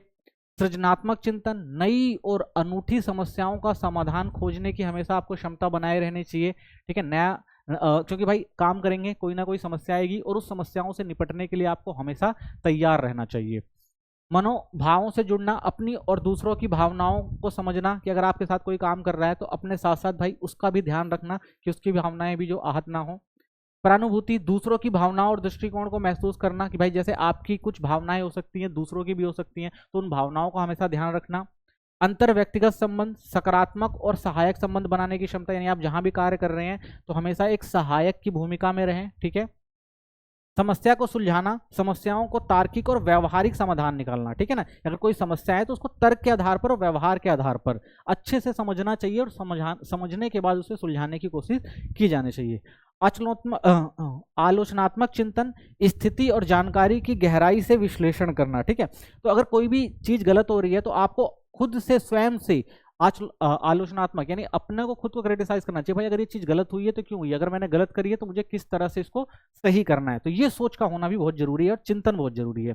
तनाव से जूझना, तनावपूर्ण परिस्थितियों का सामना करने की क्षमता होनी चाहिए। देखिए हम कोई भी काम करते हैं तो उस काम में हमें तनाव तो होता ही है, ठीक है ना। और तनाव को अच्छे से हैंडल करना और उसके बाद उस काम को अच्छे से अंजाम देना, ये बहुत जरूरी है, ठीक है। तनाव हर किसी के पास होता है, हर कोई तनाव से जूझता है, कोई भी काम करता है भाई, कभी गलत हो जाता है तो उसमें क्या होता है, आपको तनाव होता है। लेकिन तनाव को तनाव से भी अच्छे से हमें जूझना चाहिए, समझना चाहिए कि भाई आखिर ये चीज क्यों है, ठीक है। तो इसका सामना करने की भी क्षमता आपके अंदर होनी चाहिए, ठीक है। तो विशेषज्ञों द्वारा ये 10 जीवन कौशल अगर ये आप ढंग से कर सकते हैं तो अपने जीवन कौशल को बहुत अच्छा कर सकते हैं।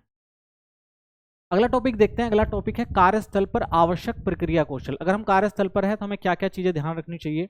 सबसे पहले पर्याप्त ज्ञान, कौशल, अनुभव, जोश और प्रावीणता से कार्य में उत्पादकता बढ़ाई जा सकती है। यानी आपके पास अच्छा ज्ञान है, अच्छा कौशल है, अनुभव अच्छा है, जोश के साथ काम कर रहे हैं, प्रवीणता यानी नई चीजों को सीखने की इच्छा है, तो आप क्या कर सकते हैं, किसी भी काम की उत्पादकता यानी उस काम को आप बहुत अच्छे से कर सकते हैं। दूसरा, प्रभावी ढंग से सीखने के लिए कार्य क्षेत्र के उपकरण और नीतियों का ज्ञान, यानी आप जहां भी काम कर रहे हैं उस कार्य क्षेत्र में जो भी उपकरण हैं उन सब के लिए पहले से नीतियां तैयार होनी चाहिए। आपको समझना चाहिए कि भाई ये काम कैसे करना है और उस काम के लिए क्या करना पड़ेगा, आपको उसका ज्ञान होना जरूरी है। नवीनतम जानकारी का अध्ययन करना जरूरी है, ठीक है। यानी नई जानकारी, यानी कोई भी काम है उसकी जो भी नवीनतम जानकारी है वो इकट्ठा करना जरूरी है। मेहनत और लगन, ये चीज बहुत जरूरी होती है। यानी अगर आप किसी भी कार्यस्थल पर अपनी उत्पादकता को बढ़ाना चाहते हैं, अच्छे से काम करना चाहते हैं, तो आपको क्या करना पड़ेगा, सबसे पहले जो भी आपका कार्य क्षेत्र है वहां पर हमेशा सीखने के लिए आपको तैयार रहना पड़ेगा। दूसरा, आपको उपकरणों की नॉलेज होनी चाहिए, नीतियां जो बनाई गई हैं, ठीक है, चाहे वो ज्ञान संबंधित हो, चाहे नई जानकारियां हो, या मेहनत हो या लगन हो, उसके आधार पर ही अगर आप काम करेंगे तभी आप अपने कौशल में क्या हो सकते हैं, निपुण हो सकते हैं, ठीक है। तो अगर आप इन सब चीजों में निपुण हैं तो क्या करेंगे, आप उत्पादकता को बढ़ाएंगे, ठीक है। तो कार्यस्थल पर ये चीजें जरूर होनी चाहिए आपके पास। विचारों और जानकारियों को प्रभावी ढंग से साझा करना, यानी आपकी जो भी विचार और जानकारियां हैं उसको आप, अगर आपको आता है तो आप लोगों के अंदर, यानी जो भी आपकी टीम है उसके अंदर अच्छे से इनको क्या करें, समझाएं, इनको साझा करें। सहयोग और टीम भावना से कार्य सफल होता है। तो हमेशा क्या करना चाहिए, कभी भी कोई एक व्यक्ति जो होता है अगर कोई भी बड़ा काम कर रहा है वो अकेले नहीं कर सकता, तो उसको अपने टीम को लेकर चलना पड़ता है और सबकी भावनाओं के साथ जुड़े रहना पड़ता है। भाई सबकी बातों को समझना पड़ता है, अगर कुछ वो सही कह रहे हैं उनको मानना पड़ता है, कुछ गलत कर रहे हैं तो उनको समझाना पड़ता है। तो ये भी क्या है, जरूरी है। नवीन विचारों का सृजन और आलोचनात्मक मूल्यांकन, ठीक है। नए विचारों को लेना बहुत जरूरी है कि नई चीज अगर कोई बता रहा है तो उसको जरूर लें। साथ ही अगर कुछ गलत हुआ है तो उसका आलोचनात्मक मूल्यांकन करें कि भाई अगर ये गलत चीज हुई तो क्यों हुई, खुद की आलोचना करें, भाई मैंने ये गलत किया था और गलत किया था कि कैसे मैं इसका मूल्यांकन करके इसको सही कर सकता हूं, ठीक है। तो किसी भी कार्यस्थल पर आवश्यक ये कौशल होना बहुत जरूरी है। कार्य के प्रति पूर्ण ध्यान और सतर्कता बनाए रखना, यानी कोई भी काम कर रहे हैं तो हमेशा हमें क्या ध्यान रखना चाहिए कि हमें हमेशा पूर्ण ध्यान से काम करना चाहिए और सतर्कता जरूर बरतनी चाहिए, ठीक है। क्योंकि अगर हम किसी भी काम को ध्यान से नहीं करेंगे, सतर्कता से नहीं करेंगे, तो वो काम खराब हो सकता है, ठीक है, और उसका प्रभाव जो है वो सब पर पड़ सकता है। इसलिए कार्य के प्रति हमेशा ध्यान और सतर्क रहना जरूरी है, ठीक है। नेक्स्ट टॉपिक देखते हैं। अगला जो हमारा टॉपिक है वो है सुखार्थकी या एर्गोनॉमिक्स कहते हैं, या श्रम दक्षता, ठीक है। तो ये चीज है, ये इंपॉर्टेंट टॉपिक है, पेपर में कई बार आता है, ठीक है। पहले समझते हैं क्या चीज होती है। तो देखिए देखिए, एग्रोनॉमिक्स दो ग्रीक शब्दों से बना है। एर्गो, ठीक है, यानी काम, नॉमिक्स मतलब प्राकृतिक नियम। इसमें मानव कारक अभियांत्रिक भी कहा जाता है, ठीक है ना। तो अभियांत्रिक कहा जाता है, मानव कारक का अभियांत्रिक। संबंध क्या है? सुखार्थकी का मुख्य उद्देश्य मानव और मशीन के बीच सामंजस्य स्थापित करना है, ठीक है। तो ये चीज हमें याद रखनी है। कोई भी काम हम करते हैं, मशीन से करते हैं, तो मानव और मशीन, ठीक है, दोनों के बीच क्या करना, सामंजस्य स्थापित करना है, तभी कोई काम ढंग से हो सकता है, ठीक है। अगर मनुष्य जो है वो मशीन के हिसाब से काम नहीं करेगा तो वो चीज़ गलत भी हो सकती है, ठीक है। तो इसलिए हमेशा क्या करते हैं, तो इसका जो हम ये टॉपिक पढ़ रहे हैं सुखार्थकी, इसका मतलब ही यही है कि भाई हमेशा क्या करना, मानव और मशीन के बीच में क्या बनाना, एक सामंजस्य स्थापित करना, ताकि किसी भी काम को अच्छे से किया जा सके, ठीक है। तो उद्देश्य क्या होता है इसका? तो देखिए उद्देश्य क्या है, कार्यस्थल तथा वहां उपयोग की जाने वाली मशीनें एवं उपकरणों का इस प्रकार डिजाइन किया जाता है कि उन्हें प्रयोग करने वाले तनाव और स्वास्थ्य संबंधी समस्याओं का सामना ना करना पड़े। यानी जब जिस स्थल पर हम काम कर रहे हैं, मशीनों से काम कर रहे हैं, तो वो मशीनें ऐसी होनी चाहिए ताकि उसका असर हमारे स्वास्थ्य पर, ठीक है, ना पड़े। यानी हमें तनाव और स्वास्थ्य जो संबंधी समस्याएं उसका सामना ना करना पड़े, ठीक है। मान लीजिए हम कहीं काम कर रहे हैं और वहां पे मशीनें चल रही हैं, बहुत तेजी से चल रही हैं, इतनी तेज साउंड कर रही हैं कि आपका दिमाग क्या होगा, काम करना बंद कर देगा ना। तो क्या होगा, आपको डिप्रेशन होगा, तनाव आएगा कि भाई इतनी शोरगुल में और इतने ऐसे एनवायरनमेंट में कोई काम कैसे करेगा। और क्या कहते हैं भाई कि धुआं ही धुआं कर रखा है और आपको बोले भाई वहां पे काम करो, तो धुएं से क्या होगा, आपका स्वास्थ्य खराब होगा। तो इसलिए भाई जो मशीनें हैं, ठीक है, ऐसी डिजाइन की जानी चाहिए कि भाई जिससे मनुष्य का जो स्वास्थ्य है और तनाव है वो सारी समस्याएं का सामना ना करना पड़े, ठीक है। तो सुखार्थकी के सिद्धांत के अनुसार कुर्सी की ऊंचाई और स्टैंड कार्य करने वाले व्यक्ति की ऊंचाई और उसके शरीर के अनुसार ही हो, ठीक है। अगर व्यक्ति कोई है भाई तो उसका जैसा शरीर है उसके शरीर के अनुसार ही क्या होनी चाहिए, वो कुर्सी होनी चाहिए। और कुर्सी की जो हाइट होनी चाहिए और जो उसके पैर होने चाहिए वो भी शरीर के अनुसार होने चाहिए। ऐसा ना हो कि भाई व्यक्ति जो है वो लंबा है और उसको एक छोटी सी कुर्सी दे दी जाएगी तो बेचारा एडजस्ट नहीं कर पाएगा, कुछ समय तक काम करेगा और उसके बाद क्या होगा, उसके पीठ वगैरह में दर्द होने लगेगा, पैर वगैरह में। तो कुर्सी की टांगे ऐसी होनी चाहिए ताकि व्यक्ति गिरेगा नहीं, तो ठीक ऐसी होनी चाहिए भाई ताकि वो व्यक्ति गिरे ना। उदाहरण अगर देखते हैं, कह सकते हैं कि व्यक्ति एक ऐसी कुर्सी जो श्रम प्रभावी सुरक्षा के मापदंडों के अनुरूप ना होकर पर बैठकर ऑफिस वर्क करता है, तो कुछ दिनों बाद ऐसी कुर्सी पर घंटों बैठने व्यक्ति की पीठ में दर्द हो सकता है, ठीक है। अगर कंफर्टेबल कुर्सी, अगर आपको भाई बोल दिया जाए आप 7 से 8 घंटे एक कुर्सी पर बैठकर काम करें, ठीक है, और वो कुर्सी बिल्कुल स्ट्रेट है और फट्टे की तरह बिल्कुल सीधी है, तो अब क्या होगा, बैठे बैठे आपकी क्या होगा, धीरे धीरे आपकी कमर में क्या आएगी, अकड़न आएगी और कुछ समय बाद क्या होगा, आपको पीठ दर्द की शिकायत होने लग जाएगी, ठीक है। तो इसीलिए कहा जाता है भाई कि जब भी कोई काम करना हो तो मशीन जो है, चाहे वो कुर्सी हो गई चाहे और भी मशीनें हो गई, वो ऐसी बनानी चाहिए ताकि मानव जो है उससे अच्छे से सामंजस्य स्थापित कर ले और उसे कोई परेशानी ना हो, ठीक है। तो सुखार्थकी यानी एग्रोनॉमिक्स के लाभ क्या होते हैं, तो इसका क्या लाभ होगा, देखो कार्य प्रक्रिया में सुधार से उत्पादन क्षमता में वृद्धि होगी, ठीक है। अगर एक व्यक्ति अच्छे से कंफर्टेबल तरीके से बैठ के काम कर रहा है तो क्या होगा, वो ज्यादा काम कर सकता है। सुरक्षित उपकरण और अनुकूल कार्यस्थल से दुर्घटनाओं में कमी होगी, ठीक है। तो अच्छा सुरक्षित उपकरण है तो क्या होगा कि भाई वो काम अच्छे से कर पाएगा और हो सकता है भाई कार्यस्थल पर कोई दुर्घटना भी ना हो। कार्यस्थल को अनुकूल बनाने में मानवीय त्रुटियों में कमी आएगी, ठीक है ना। तो यानी जो कार्य है जो मनुष्य की वजह से खराब हो जाते हैं वो मशीन की वजह से क्या हो सकते हैं, अच्छे से हो सकते हैं, तो उसका ध्यान जरूरी है। कार्यों को सरल और आरामदायक बनाने से दक्षता में सुधार होगा, तो भाई काम को क्या करा जा सकता है, और ज्यादा सरल और आरामदायक बनाया जा सकता है।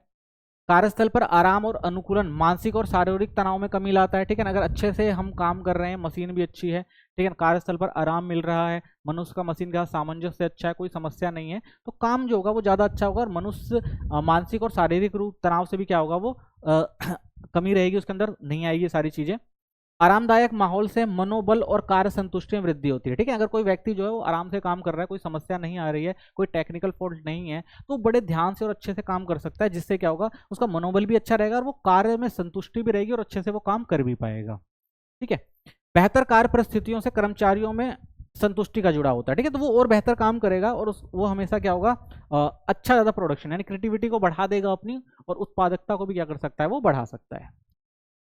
सुगार्स्की यानी श्रम दक्षता शास्त्र को प्रभावी उत्पादकता उपकरण, तो कौन कौन से जो है इसको प्रभावी करते हैं, कौन कौन से उपकरण जो होते हैं, तो देखिए सबसे पहले कार्यस्थल का डिजाइन अच्छा होना चाहिए, यानी कार्यस्थल को कर्मचारियों की सुविधा के अनुसार व्यवस्थित करना।